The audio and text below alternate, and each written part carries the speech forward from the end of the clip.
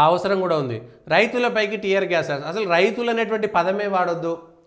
వీళ్ళు రైతులు కాదు, జార్జ్ సోరోస్ యొక్క కుట్రదారులు అనేటువంటిది నేను చాలా ఓపెన్గా చెప్తున్నా. వాళ్ళు రైతులు కానే కాదు, వాళ్ళు రైతులు కారు. రైతు ఉద్యమం పేరుతో జరుగుతున్నది భారతదేశంలో అంతర్గత.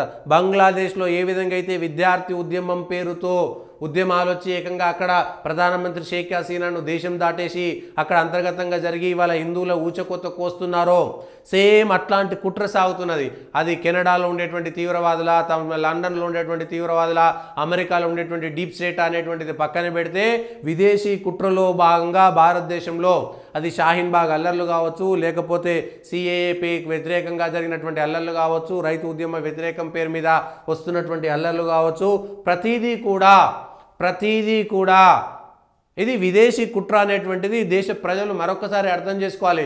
మనల్ని ఏమార్చేటువంటి ప్రయత్నం సాగుతుంది. కాబట్టి వీళ్ళంతా రైతులు కాదనేటువంటిది స్పష్టంగా చెప్పగలను నేను. ఎవరు రైతులు కాదు, రైతుల పేరు కేవలం బహానా మాత్రమే. మేకవన్నె పులల్లాగా పైన మేకతోలు వేసుకుంటారు, లోపల మాత్రం అట్లే ఉంటారు.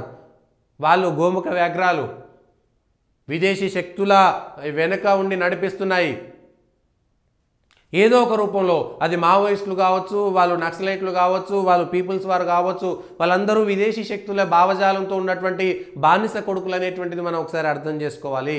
వాళ్ళందరూ కూడా విదేశీ శక్తుల యొక్క బానిస పుత్రులు. ఆ విషయాన్ని మనం అర్థం చేసుకోవాలి. ఇవాళ ఇది కూడా అట్లే జరుగుతున్నది. ఎస్, ఆ విషయాన్ని మనం అర్థం చేసుకోవాల్సినటువంటి అవసరం కూడా ఉన్నది.